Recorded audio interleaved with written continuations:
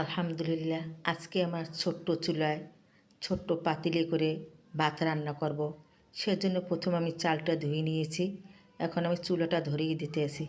দেখুন চুলাটা কত সুন্দর জ্বলতে আছে। পানি বসাই দিলাম।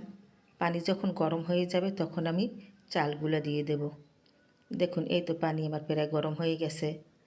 এখন আমি চালগুলো দিয়ে দেব। আসলে আমার এই ছোট্ট চুলায় রান্না করতেও অনেকই ভালো লাগলো।